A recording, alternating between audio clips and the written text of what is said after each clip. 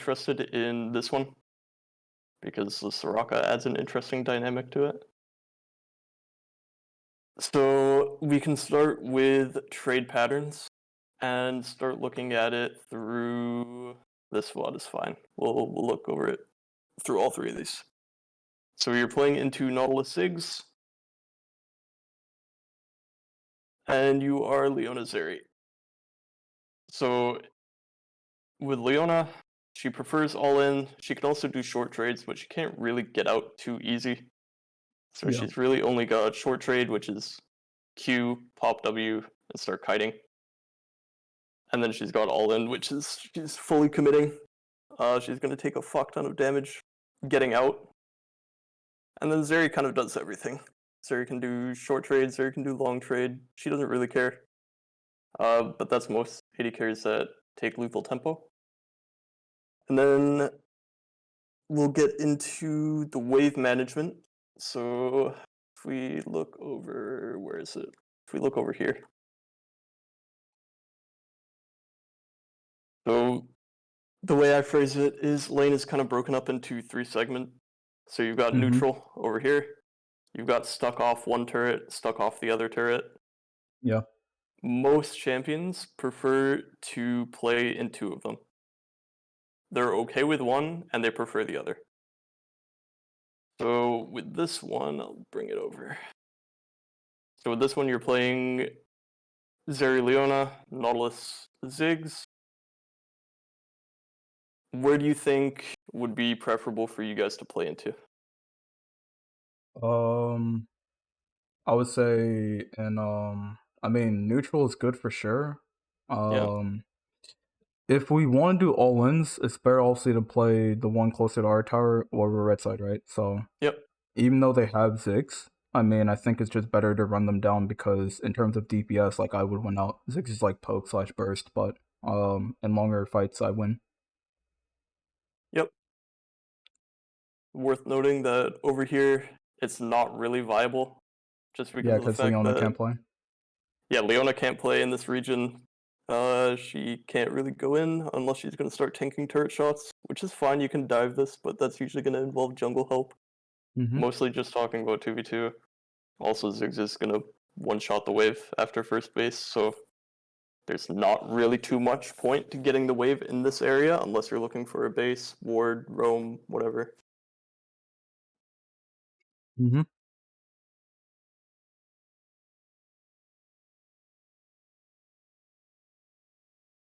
So yeah. Oh shit, my computer just froze up. Oh well. So yeah, we're gonna try to get wave into this area, and anytime we get wave into this area, we're gonna try to have a reason behind it. Okay. So let's go into this. You guys will short trade a bit. This is fine.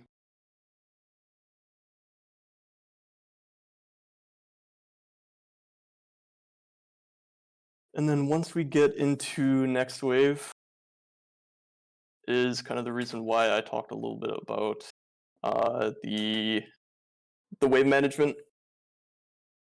So we noticed that Ivern is coming down, right? So we've got him on Raptor Ward there. It's probably just a 2-wave Here, crash. yeah, from here he can do Yeah. a million. He can run gank mid. There's a pocket of vision that he can go through there. He can gank bot. He can full clear, reset, play top crab, play bot crab. We don't know. Know where he is right now. So once you crash this in, this is fine because we want to get this wave back to neutral. But now we have a timer to go ward. So here you're kind of playing at the wave a little bit, which is fine. But you should have felt a little bit weird about this timing, where you've got the wave in, can't really do anything about it, and then you just run back. So this would have been a really good timer. Come over here, drop tri-ward. Help keep scouting Ivern. That would have been really useful for your team. And then from here, we can let this wave come in.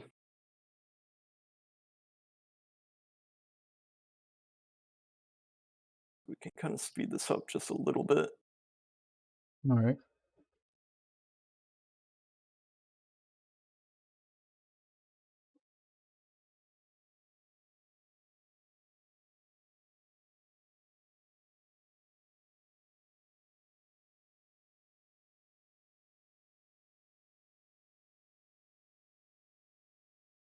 You're on comms with your support, aren't you?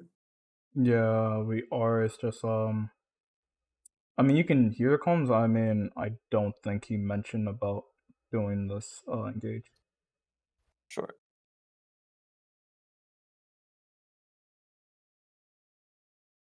Yeah. So this guy should get punished for demanning or support iteming, whatever you want to call it, executing the Yeah. cannon. So your Mm-hmm. support does kind of have the right idea that this guy is just touching your minion wave for free. He should get fucked up a little bit for that. So I think support actually has the right read on that, and you are a little bit off by trying to come back for this melee. That went for your casters. So this guy's Mm-hmm. gonna get really fucked up. This is also a byproduct of your wave being in a shit spot.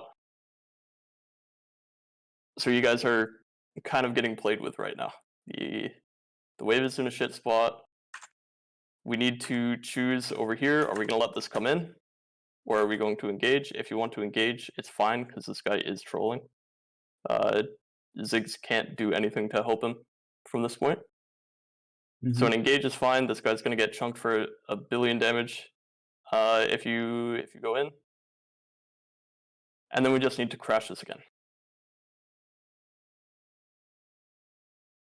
So next wave's coming in.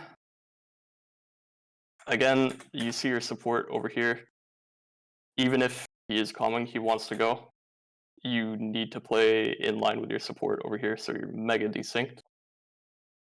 Would it not be better if I'm on if you go back a bit, like I'm on the other side of minions, because at that angle it's pretty hard to like play through two casters. Like I'd have to be where my click was and then like wrap around from the angle. It's better, right?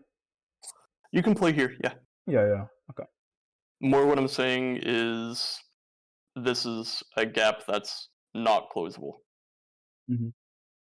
So Like if you want to initially, play I'll over say, here and yeah, up here, yeah, go I ahead. want to go there, but the Ziggs bomb kind of like makes me have to dodge that, and then I guess the time was just unfortunate. That's why I was clicking there to like match it, but I don't think the Ziggs bomb makes anything particularly hard. I think if you're still clicking there from the beginning, you're fine. would I dodge it? Oh, okay. So like here, you're clicking through your minions, you're still clicking through your minions, it's you back clicking here for no reason. You would still make it over here into this pocket.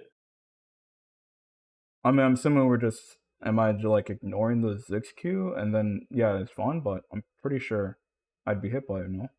No, this isn't gonna hit you. It's your back click. So if your intention is to get in line with Leona, because you're trying to pinch Ziggs through here, so you'd need to be over here.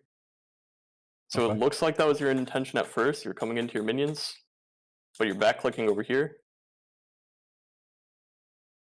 Let's see. So you're in the bush, you're kind of wasting time. Even when this wave is coming in, if your intention, so you see Leona now, you're immediately running through your minions to get into position. All right. So spacing with your support, another topic to kind of think about. Wave is stuck again. We didn't get like that great of a trade off of it. Your resources are starting to get depleted. So we're in a not great spot. The 4-man does help out. So this is fine. Ziggs has TP, you need to find base as soon as possible now. Oh, okay, I remember this play. Yeah. So this is fine, you need to help him get out, whatever, you're not gonna just let him die. There comes a point when you kind of have to understand that you are Zerionical and you are not going to kill these people with your resource bar, right? Mm-hmm. So this W is fine, try to peel for him a little bit, but these guys are not dying. No matter how bad you want them to, they're not dying. So even back here, you could have thrown a W up here and then started recalling. Because you know how important it is right now to get a good recall off before Ziggs makes you lose an entire wave with TP, right? Yeah, that's correct. Okay, so your evaluation of just, is that fight winnable?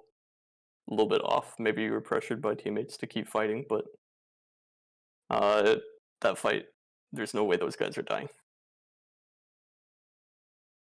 Okay. Prefer Noon Quiver to Boots? Boots is pretty important in this lane. A lot of things to dodge. I would. I mean, I'm not disagreeing. It's just I'm trying to think. I don't know if I might have had like. No, I don't think I have free boots. Yeah, I don't think so either. I Oh think you no, have I Cookies actually Cosmic. no, I do have free boots because You do? my flash would have been much lower. It would have been like 4 minutes. Oh, that's a good call, actually. Yeah. Okay, the But yeah, rune no, setup no. is a little Yeah, bit I off. think I took it because I expected this lane to be like so like AFK, where it's like I basically would just I guess save money on the boost. But I mean, I can see what you mean. Like it is not optimal because I need the movement speed to dodge stuff. Plus, it's Yeah. still a decent spike for Zeri. If you're gonna view this lane as AFK, there's a few things in your rune choices that make it a little bit strange. Is normally you're taking the cookies and Cosmic normally, but Boots is fine logic that you're gonna get a free lane, so you may as well just save money. Mm-hmm. The cookies would usually be like you're in a sustain war with this guy. A lot of fighting, a lot of mana used, controlling wave. After first base, this guy will just win wave. There's nothing you can do about it. There's no amount of cookies you can have that are gonna win it for you. Yep. So cookies are a little bit off. The boots, it's fine logic. If you're gonna view this as AFK lane, I would instead swap heal to ghost. You don't really need the heal. You're not going to be fighting that much in this lane unless you're really trying to make it volatile, and the goal is to dive Ziggs, which every time Ziggs has been in pro play, in competitive, it's never really been valuable to dive Ziggs. He just TP's back, and then he's undivable because he has items that keep the wave off turret. So you get one kill, and that's pretty much it. So Ghost will be better for you for mid game, and then you probably just go into blue tree and you take absolute trend or absolute gathering. Yeah. You get a lot more value out of this lane. Okay, so wave is stuck. This guy is going to be missing a lot. We could have kept this lane in a good spot. It looks like your Wukong needs help with Drake though, so this is fine to push. That's okay. And Ziggs TP'd earlier, so I figured he'd just actually lose it, right? He'll lose the same if that's a freeze. Yeah. And then I guess I can keep the wave. The Iron top. Wave comes into me. Leona's roam timer for a bit. Don't know where their mid is, but oh, there's Leona. I saw.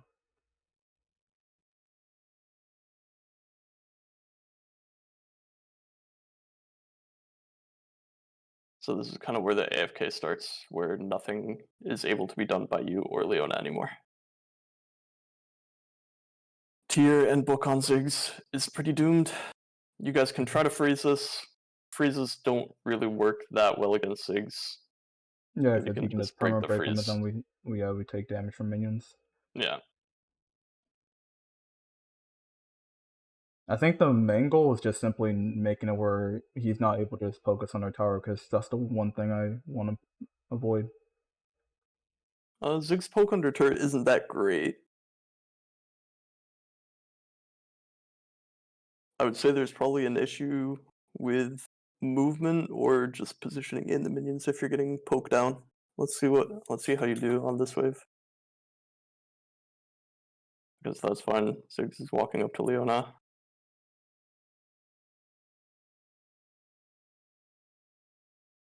One for one's not bad. I think it's really good, actually.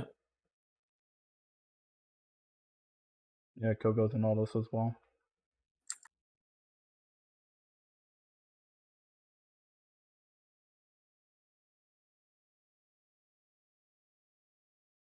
Does Ziggs have flash at this point? Did he use it on the dive? No, well, he did. I believe he's on the dive. Yeah, he's on the dive because that's the reason why we're able to kill him so easily the second time when Wukong came down. But I can't really chase just because of the fact how my E was up in 5, and the movement speed now with Zeri is like when you ult isn't really much. Yeah. I was just looking at it again because maybe if we can evaluate that this is a double kill from the beginning, you can already start positioning over here. But My method. I don't Yeah, think it's so. definitely double kill because my go. If I ghost, like obviously ghost is up and then the kill. Yeah. Yeah, I know what you mean. You would have to quickly see that you're gonna hit 6 off the kill though. Mm-hmm. That's not too big of a deal. Not a huge fan of burning this wave. This guy can stay. He should stay. I don't know why he's dropping this cannon wave. Okay. Alright, well, what I was going to say. So I don't know. Is he no mana? Did I miss that? No, he's got mana. He's got an HP pot ticking. I I don't know guess you why he didn't. based. Yeah, I don't know. Maybe you didn't know where Wukong was. That part I don't know. I mean, I shoved it because I knew he didn't have TP, so I knew he would lose a wave. But it does make sense that I don't know why he based. So in this, right here, you should be the one losing the wave in a minute. So you'll crash this, he'll catch yours, and then the next wave that's coming in, he'll actually be able to burn it, and you'll probably lose melees off that. I So think this would probably be your base timer I would say factory. yeah. It would be. I just don't go for play. That's my fault. I think I did it because I was close to item, but I don't actually get the item. I'm pretty sure. Yeah, it's 3,400 gold in this patch, so I actually was 100 gold off anyway from shield bow. Yeah. Your base there is oh, is this like 13.9 Yeah, or something? yeah. I have the patch in description if you want to check it. But that's the reason Oh, I do you?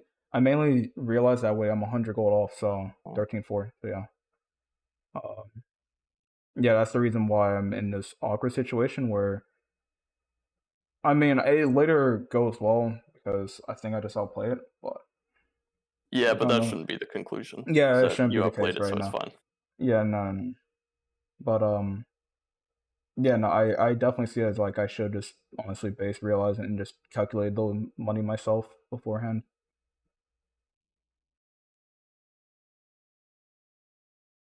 So now you're in a pretty shit spot where you are for sure going to lose a wave. Let me see how you're getting poked over here. Okay. This is like a huge, like, not even versus Ziggs, like, you can't stand here. Yeah. This is too, like, that's too easy for any ADC with poke that outranges the turret. Yeah. Like, Aphelios can even space turret autos with green gun.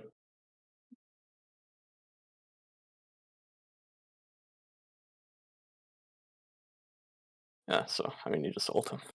This guy's just really bad. I don't know. You just forgot that you never ulted. I don't know.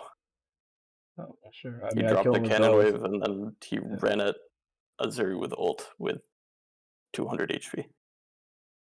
It's fine. And a challenger is what it is.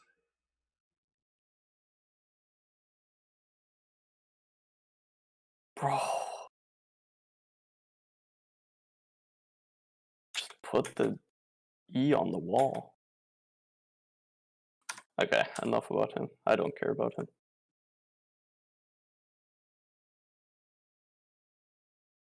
Okay, I want to skip into some team fights from you, but big takeaways from lane. Your positioning relative to your support's a little bit off. The ideas about how you're trying to keep your wave are fine. The rune choices, it's a little bit short-sighted. Okay. Let's get some team fights. Did anything happen? Not really yet. Just to clarify, is it okay if I record this or no? Yeah, I think so. Okay. I mean, it's gonna go in like an unlisted, same thing like the way you have right now. It would be unlisted or private. Yeah, I don't think EG really cares. I don't know. Okay. It doesn't matter either way. Okay. I've kind of been recording for 20 minutes. I probably should have asked that earlier, but All good. sorry. Pretty sure that's illegal. Wait. You didn't tell me you were recording me. Oh, I'm sorry about that. I don't care. It's just funny. Okay, let's slow this one down a little bit. This one looks like a freebie though.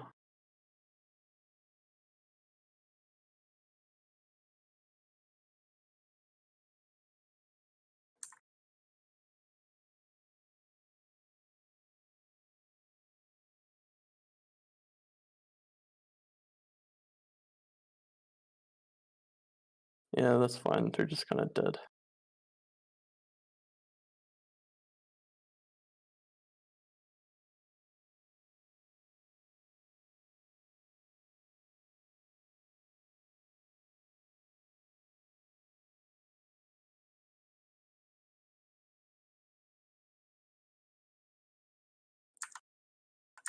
Okay, so it all starts back here. So you're keeping fine spacing here. So you want to deny this guy ability to root while still hitting this guy, so obviously you need to kite up instead of down here. Yeah. I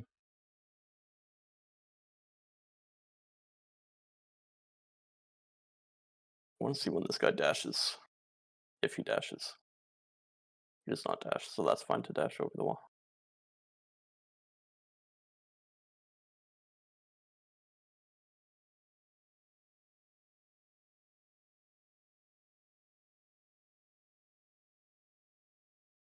Let's find another team fight before we go to Aphelios.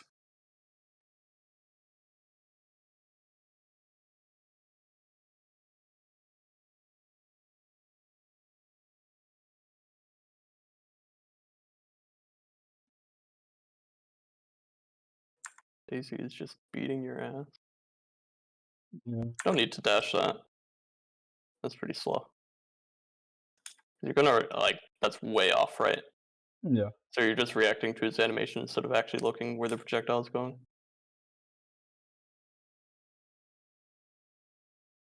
So here, this Ivern can already be dying to you.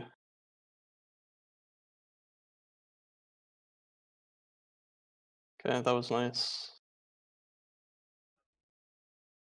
You could have done a lot more in that fight if you didn't waste dash on dodging Ivern.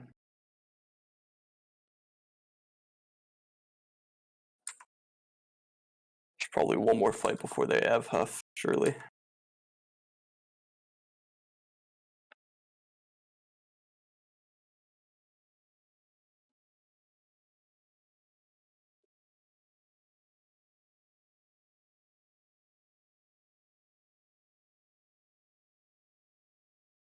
Okay, they're just getting cyberbullied.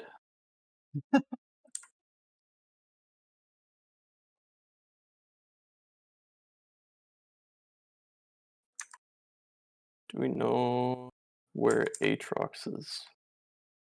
So we know Ivern, we know Yone, don't know Aatrox. This guy's probably dead. You don't need to R this early. When more people show up, you can R. I'm just worried that, like, if this is a good team, they're gonna kite out your R and then start another fight. But I don't think Even they're though strong enough to fight. Yeah, I figure they wouldn't be able to fight 3v5, right? Well, Yeah, actually, it's really 2v5 because Nautilus died early. He's walking from base, and it's just those two. But now we get into this position where, like, they have to contest Baron. You kind of wish you had R for this. yeah, it makes sense. So you're just accounting for scenarios like this where you're not overkilling because you never know when you're gonna need a spell again.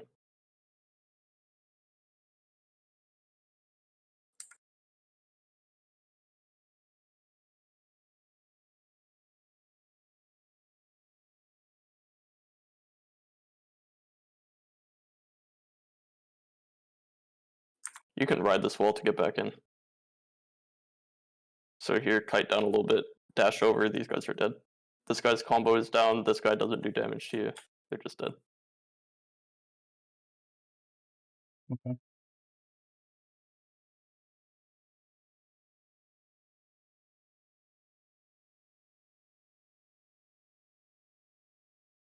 Got a bit of a problem reacting to animations instead of actually looking. So like here, obviously you're holding, like you're spamming E, right? Like you're thinking about E to dodge his Q3. Mm-hmm. So once you see this, you don't even need to dash anymore. Once you see this wind. And obviously I'm slowing this down and pausing. So it's like a Yeah, lot easier for me, but I in the can. moment it's hard. Mm-hmm. But that's what a lot of top tier ADs will do, is they're not reacting to an animation because almost every animation can just be faked. They're actually looking at the direction of where things are going. Okay. A classic one is you can always skill check a bad player with TFQ bait when you have a gold card up. So they're just reacting to TF doing something. So they flash the gold card that they think is coming, but really he's just throwing Q. Yeah, he's just throwing his Q. That makes sense, Yeah. actually. So you don't want to burn summoners or use something to dodge something that isn't actually being used on you or isn't going to hit, like we saw in the Ivern one.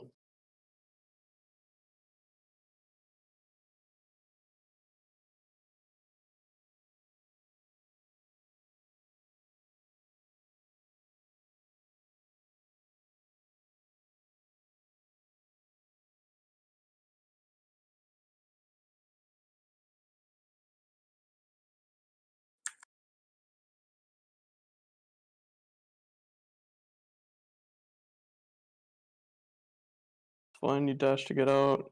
You're R-ing. Yeah, you're in a pretty shit spot. You dash over. This is fine. Fight's probably... Oh, okay, you got it again. That fight was just doomed from the beginning. Yeah. You got out as best you could. If I interject though, I think Mm-hmm. because I remember looking at this game myself, I think it actually goes infinitely better if I actually just dash a slight up rather than down from Aatrox. Because obviously the choke is good. I'm gonna have my E up in the next 4 autos, and it actually lets me do a lot more DPS with my Wukong on Aatrox. And if I kill Aatrox, I can kill them all for sure. See if I dash upward, actually towards the other side of the Yeah, wall. if you just dash here. Yeah. So. That is true. You guys will still lose the fight, but mechanically, that's true. That's not, no. I would say if I kill Aatrox, I'm confident I can kill them all for sure. The amount of damage I'm doing, I'm pretty confident I can kill them all. Like it's just a wrap. I think the 3 to 4 autos I missed after dashing over wall and have to walk around on Aatrox, he dies there, and then I can one shot Nautilus, one shot, and then the rest is just outplaying Yon. But Yon has nothing to stack Q on because he's on a choke, and he's not hitting me, of course. You can definitely kill Aatrox, but your Wukong is also definitely dead. And then I think you're underrating having to get through Daisy shields, Ziggs landmines. Like they've got a lot of things to outrange you here. This should be a very difficult fight to finish for you. If you think you can take that, that's fine, but playing in that choke versus those champions should be pretty difficult.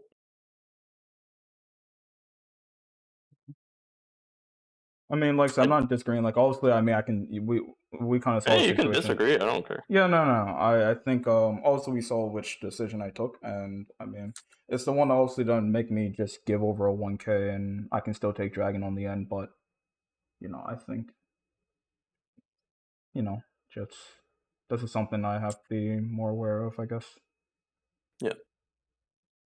We can definitely settle on that second E usage could have been better, at minimum.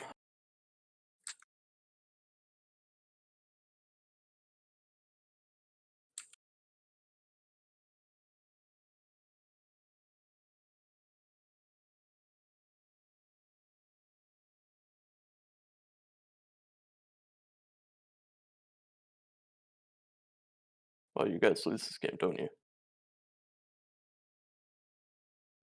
Yes, yeah, That's we fine. actually lose here. Lose here. Yeah. Personal. We can't give this in him.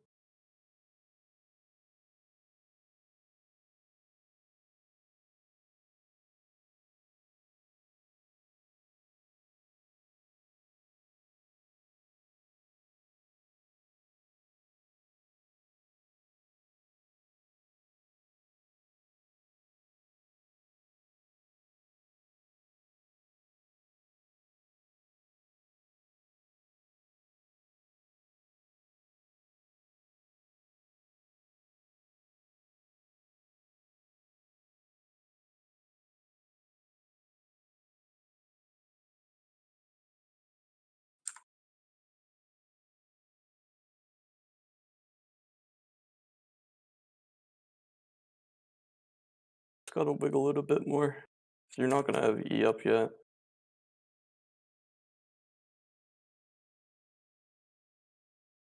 So it's the W that fucks you, so this was fine. Yeah. And then here he starts the second animation, but you run back into it.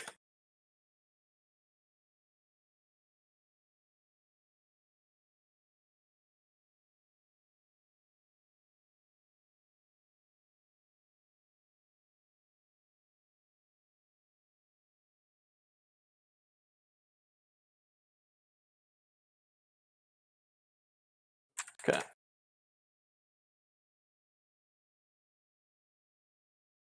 Okay, so this one will be important for resource management. So the resources that you're mostly balancing in lane is HP and mana. Okay. There are some matchups where you can trade positively by getting their mana because you're going to regen the HP. There are some matchups where mana doesn't really mean anything, like Aphelios. You can spam mana, you don't really run out. But in this matchup, you want to be pretty careful that you're not taking too much like auto for auto trades. You've only got one pot, you've got coal. So any trade you get is going to get healed back pretty quick. Okay. Put this on 1.5, not 2. My brain doesn't work that fast. So kind of same thing, talking about like wave placement. As Aphelios, TK. I mean, TK the doesn't best, really operate over here.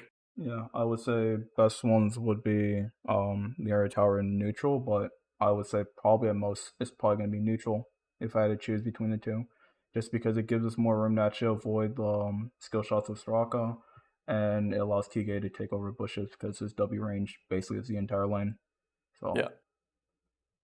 So we can even add another zone that's like. and I can put Jinx in Hitting turret. isolation because I have more range. Right. What? Yeah. So this is mostly what we want because we don't want to get humped by Soraka and Jinx on our turret.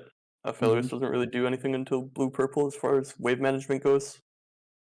And TK, if he's getting Qs off on Soraka, well played, but he shouldn't really be getting that many. So we want to keep it off this area. This area is okay so that he can control this bush and W from fog. And then we can't really poke turret versus Jinx Soraka. We're going to get poked for it. Wave isn't going to last that long. So this is fine, and this is fine, but we don't want to get crashed on that often.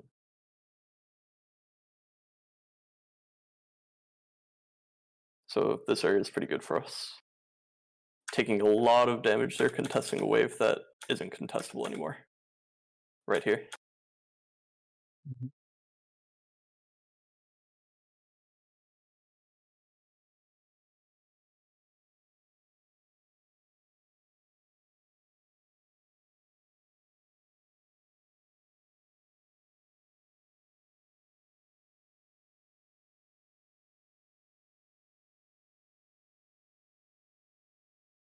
Oh, shit. No. Where was that going? I mean, don't mind that. Don't mind. Happens. Yeah.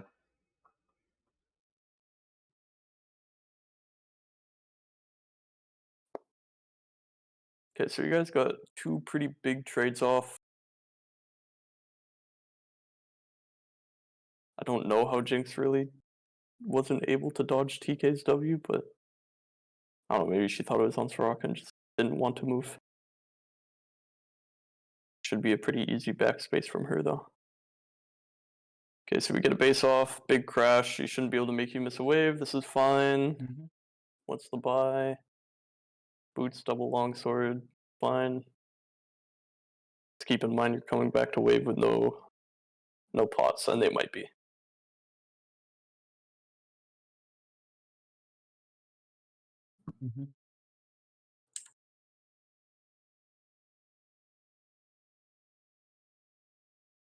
Okay, we're slow pushing. Good.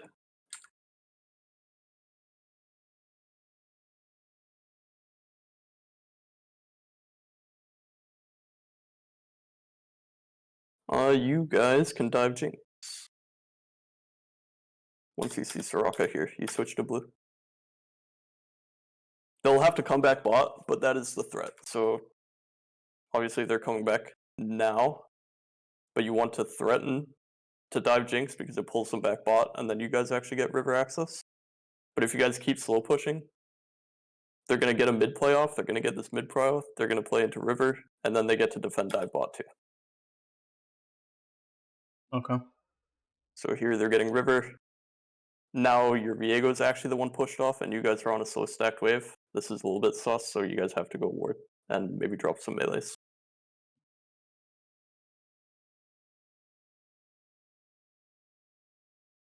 LeBlanc just ran at your purple gun.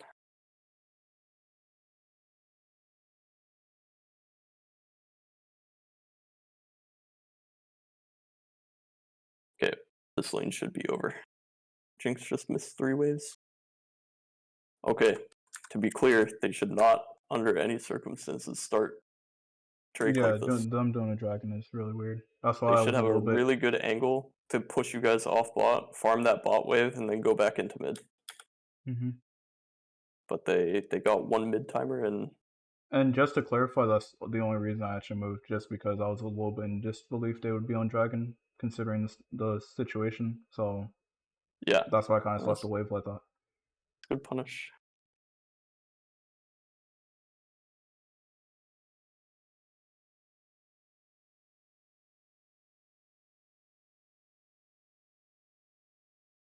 Okay, you get Noon Quiver, pickaxe. A lot of Aphelios still, even now, prefer boots instead of pickaxe. Yeah, I mean, it's another situation where things like Soraka, Q, etc. I think I just wanted to push my lead further though with the damage aspect because I'm That's on the fine. head, right? So, and I think I was doing pretty good dodging Soraka stuff early game, so I kind of. What the hell? Viego's hungry. What the fuck was that? Just took a wave of XP from you? I don't think I've ever heard that term, but I mean that way of saying it. But yeah, I think it was something about he was gonna help us push. We were gonna move the rift if they were pushing. I go, but I don't know. If you ever hear your jungler saying, I'm gonna help you guys push when you're this far ahead, they can't even touch the wave anymore. He's just eating. And you tell that guy to fuck off next time. Ain't no way I'm Yes, splitting a wave of XP with my jungler when I'm 2-1 or 2-0. noted. Shift mid. Jinx, this is actually really well played by her. They must have had vision on you guys somewhere, making the full shift. There's no circumstance that you Yeah, I guys full think shift here. we cleared some type of ward before we walked over. I'm pretty sure. Yeah, you got. I mean, specifically, you are moving way too far up this river. There's no play there. Mm-hmm. So Jinx actually heists this. This is really good by Jinx.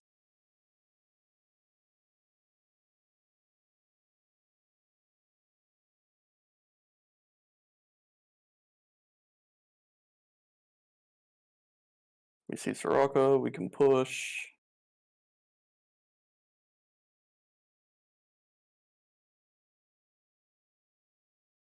You should be hard pushing. You can get a plate here. You might anyway, but I mean, it, do you not would Jinx not be back in time before? I mean, no. she can't stop you from taking a plate with Yeah, no, red she white. definitely not stop me, but it's more a situation where I think I was thinking of it as like I actually wanted her to kind of step up because I have Ghost and Chakram, etc. Like I can just kill her in isolation. Yeah, if you're playing for kill, I Oh don't think well, she should ever actually get in range to die, but the more guaranteed, I mean, you can like flex on this guy and call him shit and keep the wave neutral because he's gonna walk up to it, and you know that. But yeah, we're thinking of the fundamentally correct play. Okay, you are rich out of your mind. You should carry every team fight. This game is already over. You have your Kraken.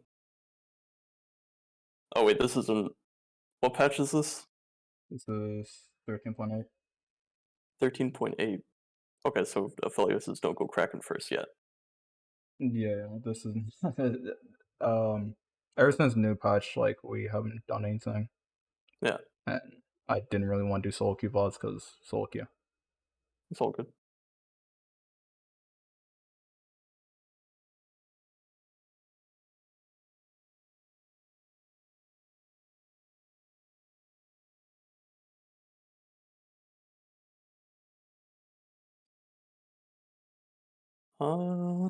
See, okay, Soraka's 6. If she was 5, that guy might just be dead. No, that guy's dead. If I had ult for sure, I would actually fight it. If Yeah, you 6 have or Gale not. 4 star. That guy's fucking dead.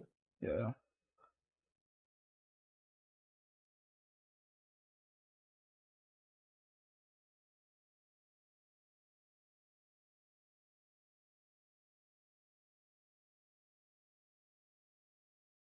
Whoa, whoa, whoa, whoa. You are antsy. You didn't even. What are you flashing? I mean, yeah, I mean, obviously there's nothing being thrown in this situation. Yeah. It was like anticipated. I saw TK flash, and then I thought of the Sedge ult, but also have to look at it. Yeah, you gotta look if the Yeah. Sedge is being thrown right.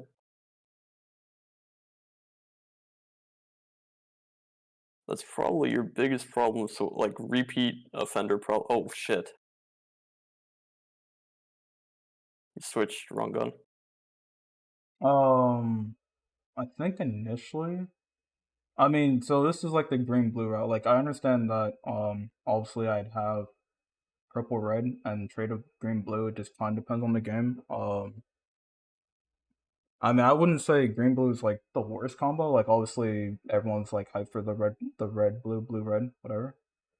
But I think in like that's like a combo that's like really good obviously into like a bunch of melees, and I guess in this way how we're fighting like it's gonna be heavy front to back. We have Viego, Lissandra, with Gwen, we have Aphelios of course. So like yeah, it helps them more sustain. I think I was thinking a bit more of like long range splash damage, and I can do more with like green blue in terms of applying pressure, I guess. But it goes both I don't. ways. Yeah, I don't know how much I agree with that.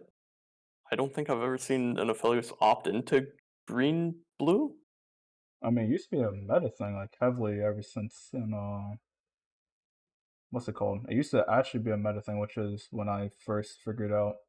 I think, and then I think they nerfed that's on like one of the Felix nerfs. What's the synergy there? Green blue.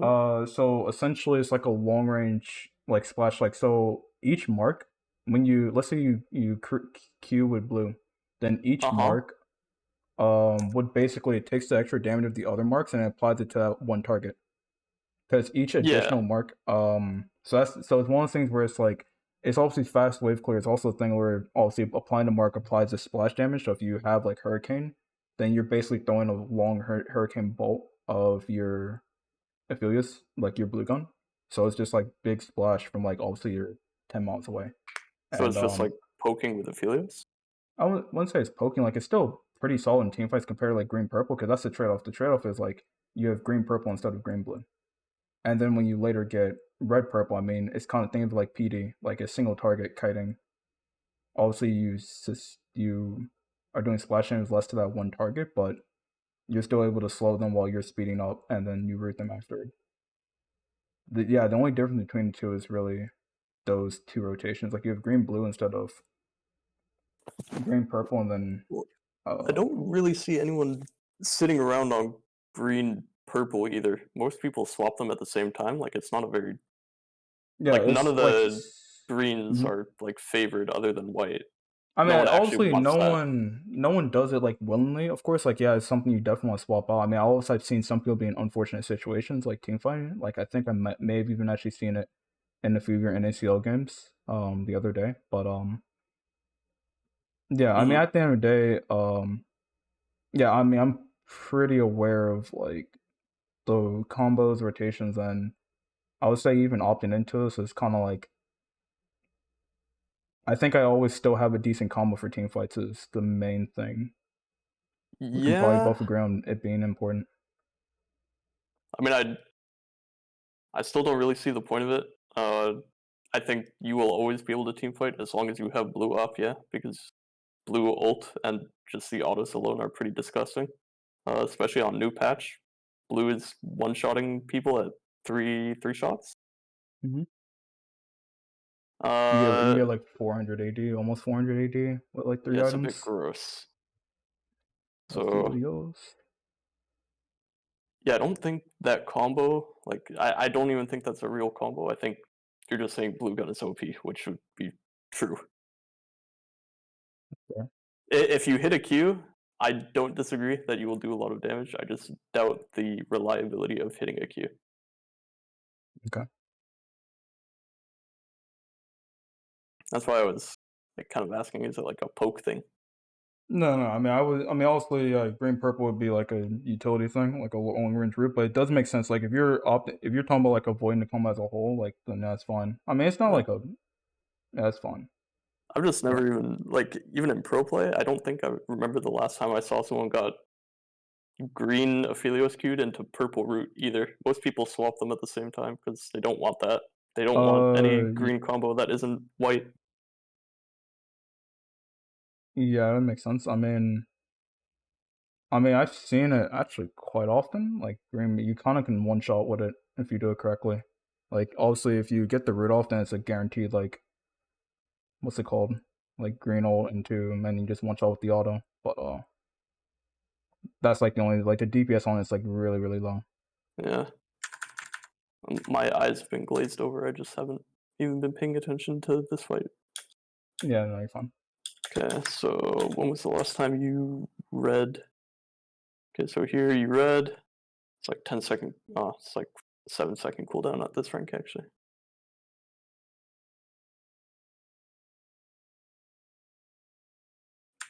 So right when Sedge dashes in, should switch to red and pop Ghost. So we've already got a bunch of chakrams. You can get a bunch more. Mm-hmm. You'll go through 1 Q rotation of red, which you have here. So you'll be queuing with red. You'll switch back. You'll ulti them with white, and then I'm pretty sure these guys are getting one shot, all of them. So missed an opportunity for some more chakrams there. You got it back with blue. Let me count how many you would have actually. I'm just curious. At 5, I was hoping to keep it on You would, Sedge, but I messed up the timing, so I backed to 6 when I should have had 11. yeah. With mine, you would have been, I think, at like 15 or 14. It would have been 16. You can get 5 because you have enough attack speed. So I would hit 10 What times with with 7 red Q? Q. Yeah, right Q. Like usually Yeah, early you get 4, and then more attack speed you get like more. yeah.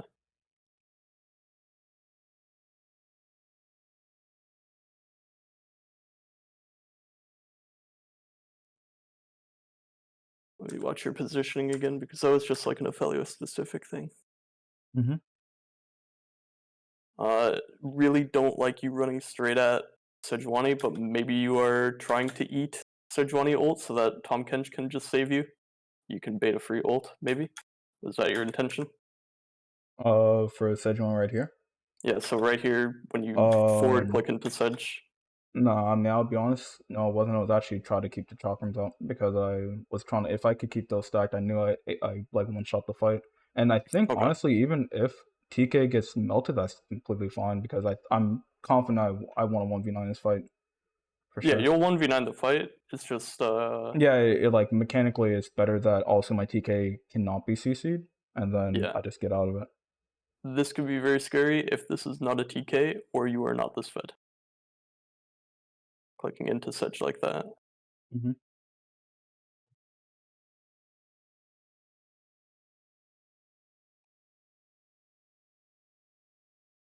Okay, back half of this fight is fine. They're too low to fight. Looks like they're gonna FF. Yeah, they just GG it. Okay. That one was fine. A little bit hard to gauge some stuff because you just got like disgusting ahead off the botched Baron pull, or Drake pull rather. So I want to leave you with one more. So resource leveraging was from that. Trade patterns we went over a little bit. Wave control we went over a little bit based on champ style. I said one more thing. What the fuck was it? Oh yeah, so I don't want to type it as like dodging, because that just sounds stupid. But making sure that you are not reacting to animations.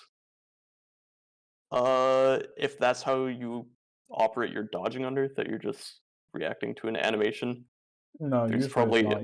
Using this ability, I think it was just heat of the moment, because yeah, I mean it was just heat of the moment for those 2 times, mainly the Zeri game, but obviously that one time in the Aphelios game with the Sejuani being middle bush, okay. middle lane bush.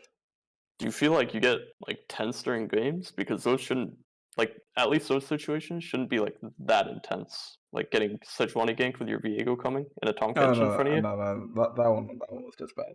That one's bad. I think it was more of like the Zeri game, because I kind of felt like, because I was the only strong one, I kind of felt like I just had to like be really, really hyper focused, because no one else on my team is as strong, and also I can't really afford to like die randomly in the middle of a fight, because then we just Yeah. lose instantly. Okay. I would challenge you to play more aggro than less aggro in those situations. If you play less aggro, you get into those area situations where, like, ultimately we agreed you can kill Aatrox. You think you could have gotten a bit more. Um, if you look at like some of the better AD carries in the world, like Ruler, Viper, these Mm-hmm. types of people, like they are playing in the face of the enemy team because they have allocated a spell for every ability that they need to dodge. So if they're the Zeri there, they have Zeri E for Aatrox Q, they have a Flash for Ivern Q, they have Ghost to keep spacing away from Daisy. Like that's what's going on in their head. So when you're that fed, I would challenge you to play like even more in their face than scared. Yeah, that's correct.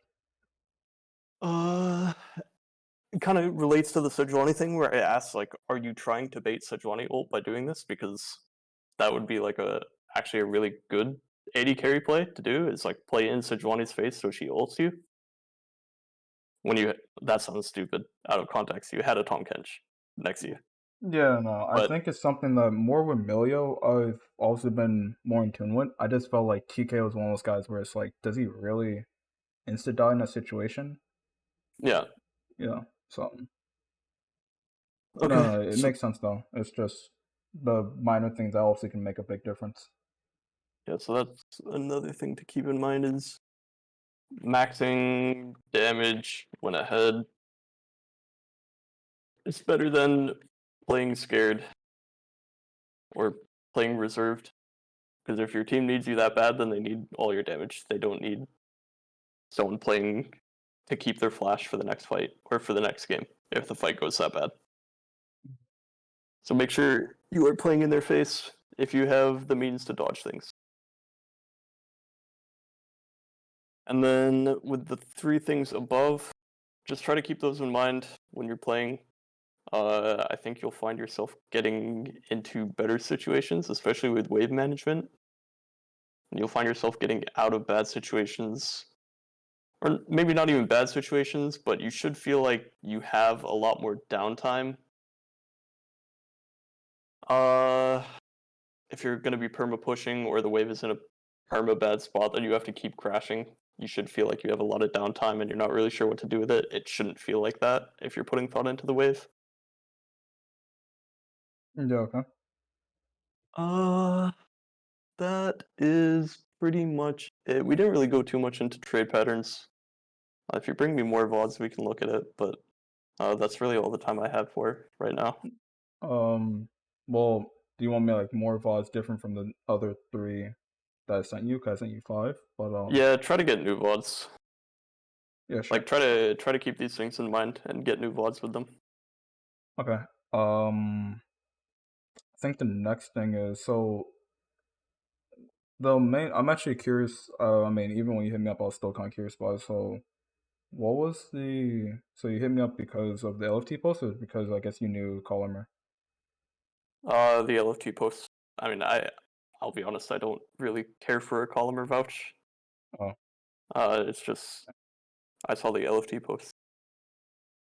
so you're just like interested, or Uh, I have a theory in NA, so like kind of long-winded explanation here, but if you look at like China and Korea, mm-hmm. those places will be like perennially successful just because they have like a massive volume of players. They That's have correct. more shit players than we do, but that also comes with the fact that they have a lot more good players than we do, just because that's how Yeah. statistics work. Mm-hmm. And we can't compete with that. So it's not that we don't have NA talent, it's just we don't have properly fostered NA talent. So it's not like I'm trying to like pick you up and be my protege and I'll coach you all the way to the big leagues. It's more just I think a little bit can go a long way, and it's what's needed in NA. Just give players a little bit of direction and help them out just a little bit. In NA, we have to work a lot harder if we ever want to compete, and this is kind of part of that. That makes sense. Makes a So, lot am of I sense scouting you actually. for EG and this was like your first test? No. It's more just you are a player that cares about the game. I care about the game. I would love to help out with that. No, it makes sense. Yeah. And I'm assuming, I mean, well, obviously you work with King, but it's like, and you've worked with mobility. It's so when you picked up mobility, like, you guys need a sub because King had visa issues, but like, how exactly did you find him? Uh, I'm going to be honest because I was also honest to him. There were a lot of names that came before him. A lot of them ended up getting picked up. A lot of them said no. A Really? lot of them said they would rather. Yeah, I mean, it's not like we were giving them a very enticing offer. No one really wants to put everything on hold for an indeterminate amount of time before King arrives. So it's not very attractive to like go fly out to LA for maybe 1 month, maybe 5, who knows. I mean, obviously they're being housed and stuff, right? It's like, Yeah, but for some of the names that we're looking at, they've been uh, through that. They've like ex LCS ADCs, ex mhm. Academy ADCs. These are guys that like that's not special to them anymore. They would want like a lot of them said like, yeah, I'll do it, but you have to guarantee me the whole split or you have to guarantee me the whole year, which is something we couldn't do because we didn't know when King was getting there. So it's mostly just mobility was pretty far down because it was a pretty unattractive offer to say, come play for us. I don't know how long. That makes sense.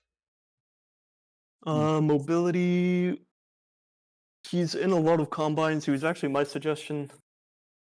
I saw mobility playing in a lot of combines where he looked good in amateur, which is if you look good in amateur, you'll probably be like okay in academy. You'll be pretty bad at the start, but you can be like okay by the end.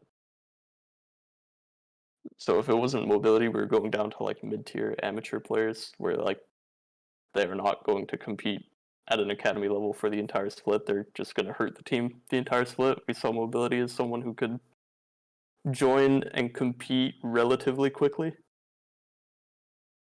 Mm-hmm. Yeah, I mean that's pretty much it. It wasn't really a special story. Just a lot of people said no. We started getting down into collegiate. And I guess I guess what are like pros and cons of like mobility, and then I mean, I'll also ask the same thing about King if you don't mind sharing. Yeah. So mobility, his team fighting is probably better than a lot of amateur ADs. Not that good in academy. He lost us probably quite a few games off his team fighting. And his laning isn't great, but laning is like pretty easy to fix. We fixed that in like a month. Smoothie put in a lot of work with him, which was a big help because I had to coach Shaden and coach the whole team. So his team fighting was good enough.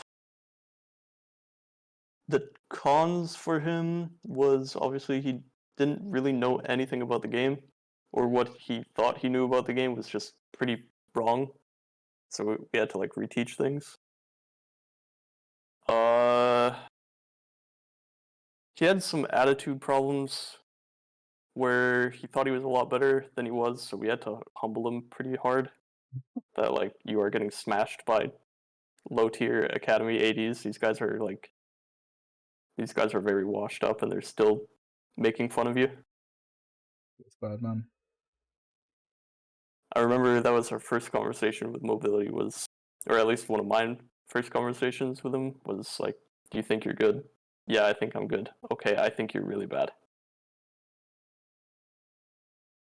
So I'm not really too scared to tell players that they're really bad if they need it, because mobility did have some Ego issues, pretty much.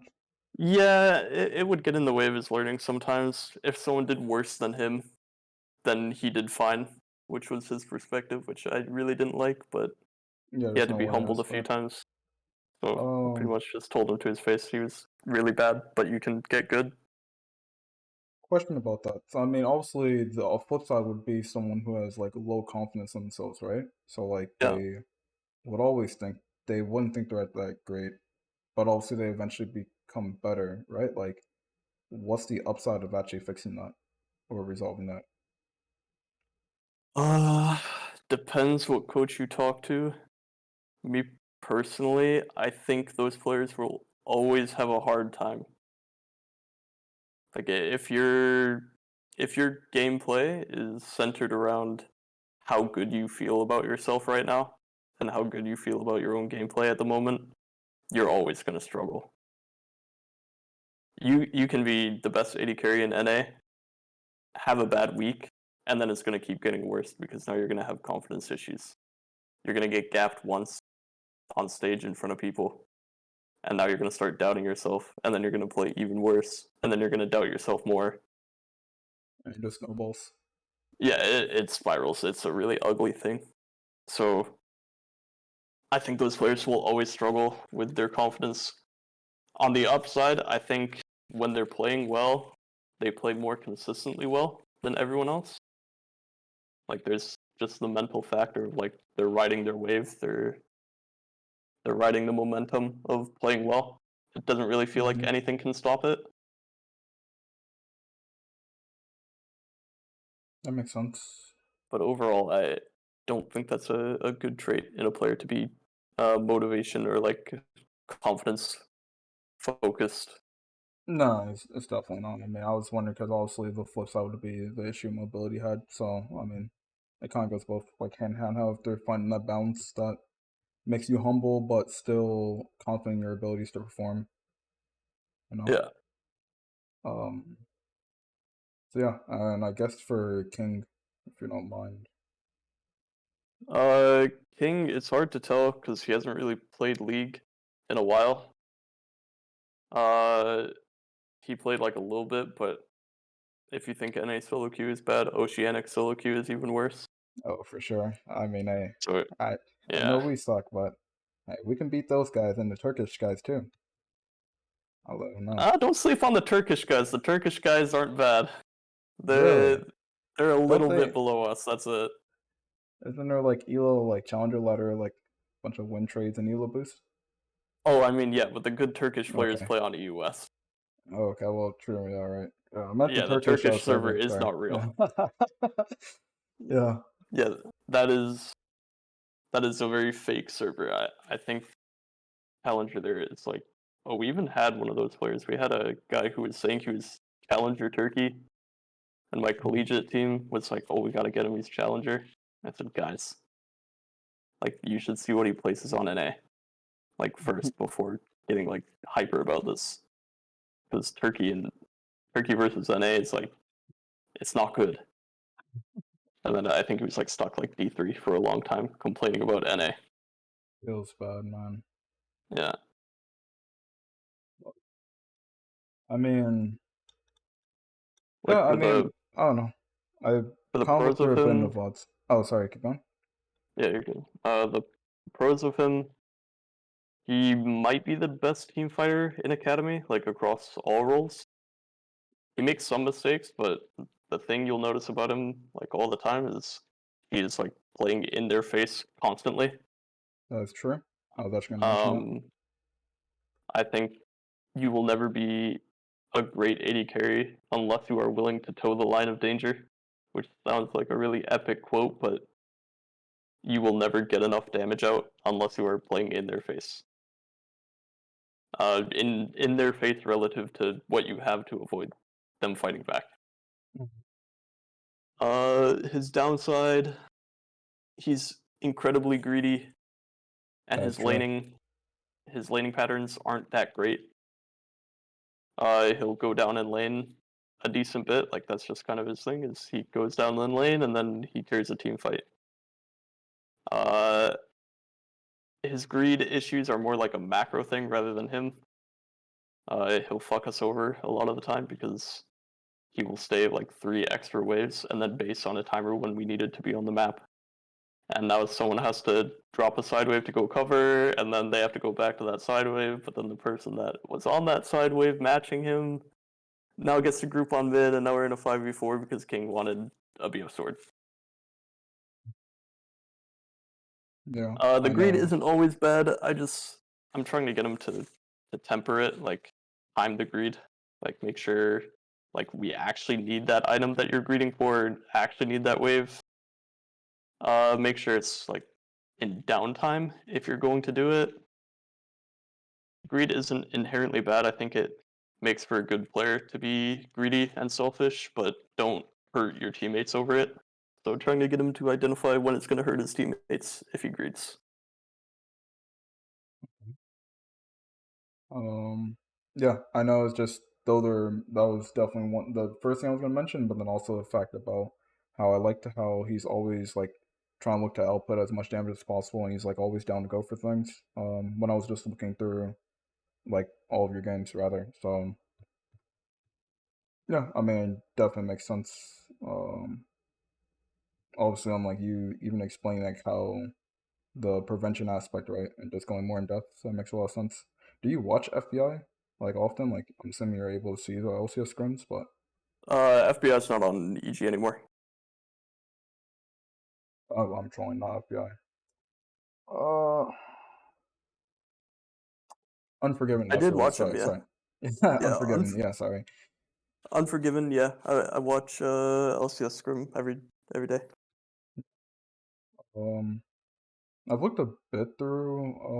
Not necessarily solo queue VODs. They're not really posted, but I mean, just some of his accounts. Obviously, it kind of looks like he's been just one trick in Aphelios and just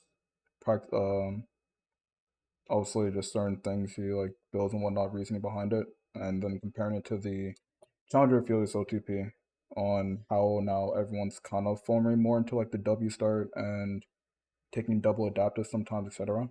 So Yeah, that's the new build to revert the nerf that he got on 13.11. If yeah, you that's the go last patch. double adaptive with attack speed start instead of AD start on Aphelios, then you have reverted the nerf. Yeah, you basically make up for it. It's actually something I was doing even before the nerf, which is surprising I even did that because everyone agrees that you can just W start and then take double adaptive, so you literally kind of get back to the attack speed trait you get anyway. And depending on the matchup, and you go like fleet, you can take alacrity and you're going lifesteal anyway, right? So Yeah. um but yeah, I mean what would you say like pros and cons for Unforgiven? possibly?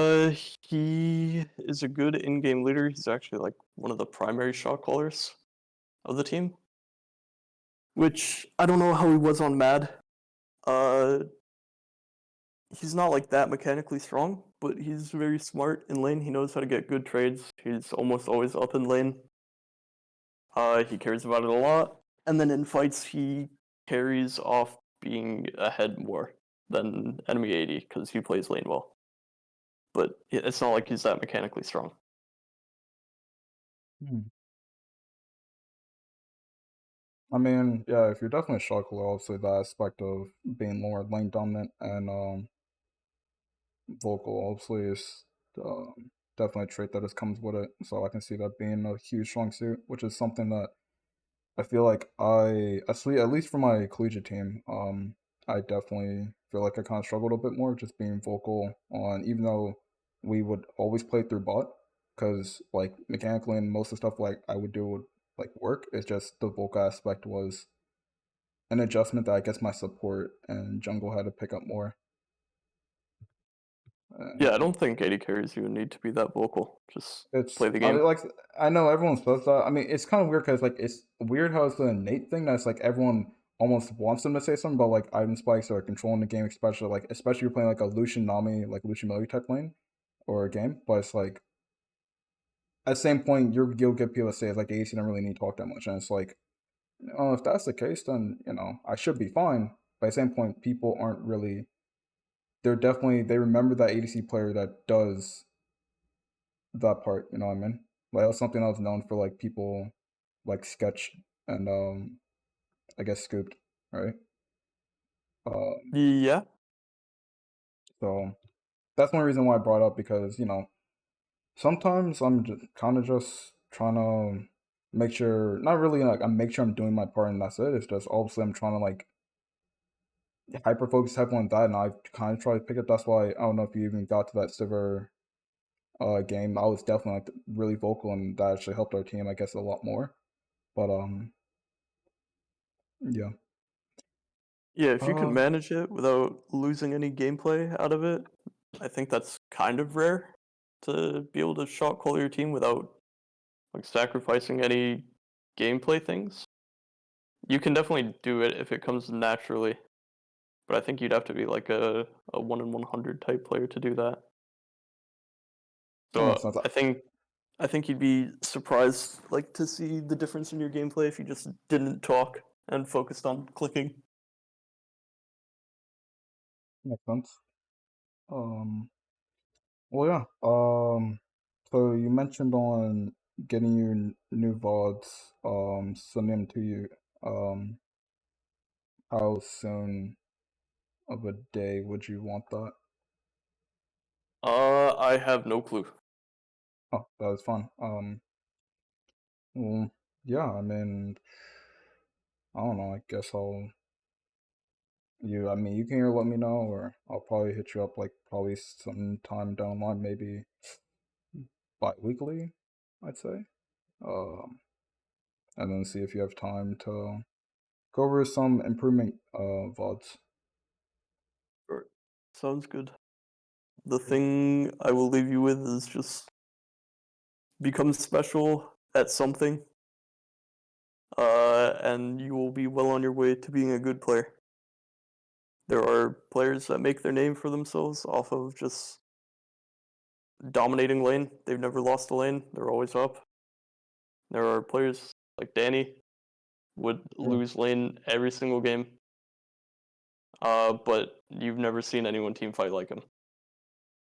that's for sure. Dan- I'm sorry. It's just true. It is the fact how it's like, yeah, Danny may have definitely lost lane, but it's just like the trust his teammates having him to like give him resources and him just carrying it like team fights is just insane. Like that was definitely a player I remember watching like way in his amateur days, even getting up on EGP, right? Yeah, it was So always it's fun to actually work with Danny back then.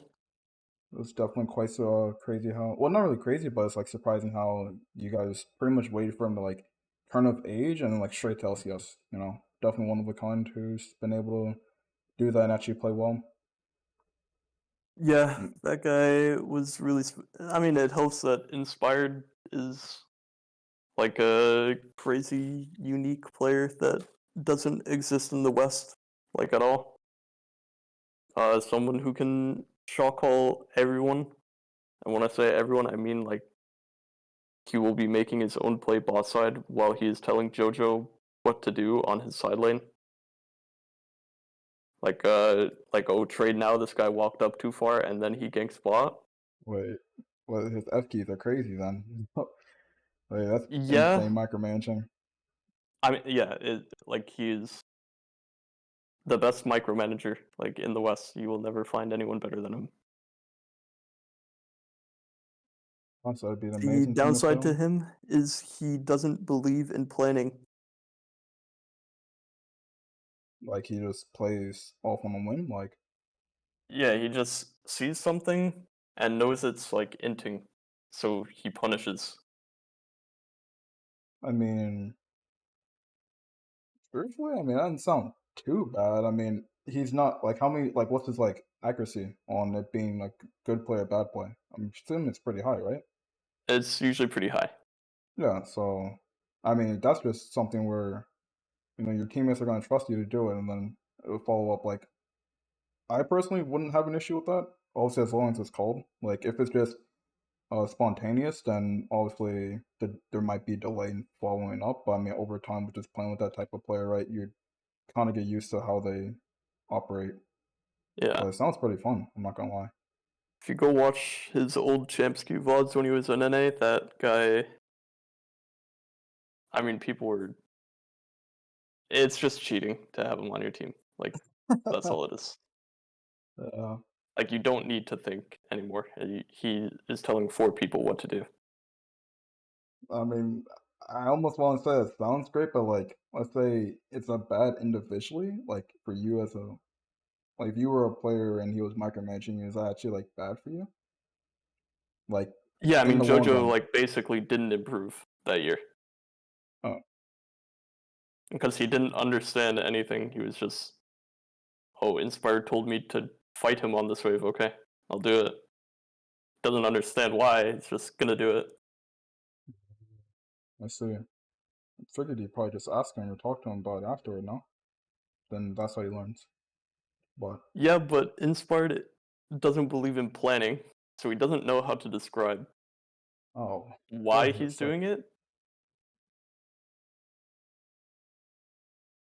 It's kind of like how chess players, like, they can't predict. Like, he's almost like a chess player, and like, I can't predict what this guy will do.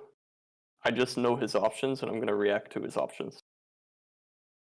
hmm, So hmm, Inspired is very good at knowing enemy team options. He knows like all of them, and he knows the punishes for every one of them. not gonna lie, sounds like a dream. Yeah, that's a dream for everyone. Like, That sounds like a dream for sure. It's like it's there is almost no like if one you're even playing with close to carry that or in something. LCS. Yeah, I mean, there's no one like that even in LCS. Any will. There is no one like Inspired. It's bad, man. Uh, well, yeah. I mean, yeah, definitely. I know my main goal right now is, I mean, you already know my situation from beforehand. So, yeah, I mean, we just climb the LP, we become him, and we do. I mean, well, you know about Maryville University or in NACL. Yeah, They're fortunately, I guess for me, technically, they're second are team they ADC fourth? fourth in I don't. I NACL. don't. I No, don't they're think sixth. so. I think they're like bottom. No, they're sixth place right now. Yeah. Ever since they got their 2-0 in AOE, so they're actually like pretty. That kind of what helped them out. I think they're like 5-7 actually. Oh yeah, they're seventh right now. Oh, seventh is Yeah. not tied. No, Oh, okay. Well, never mind. because a lot of Um. their wins are off 1-1s, which count different. Oh, that part I didn't know. I just looked at standings, but yeah, that makes sense. Yeah, a 2-0 is better than 2-1-1s. Yeah, of course. Um. But yeah. Yeah, that's pretty much the school I'm probably gonna try to look at. Obviously, the way they operate is just purely off LP. I mean, it's kind of like an honest society. That's not really what I talked about, but it's one of the things where I kind of have to prove myself in some aspect, right, to get better. So even though I may have recently hit GM, I mean the grind doesn't stop, right? So Yep. just another obstacle I gotta get over, and I'm completely fine doing it. So Yeah, that's a good definitely, mindset. oh no, for sure. Trust me, it's like so this, like so this year definitely is just kind of the result of the work I've been putting in for the past years, and even if a slight setback, I mean 4 months felt nice, but it's completely fine. Like so, honestly, I've kind of even gotten over it. Yeah.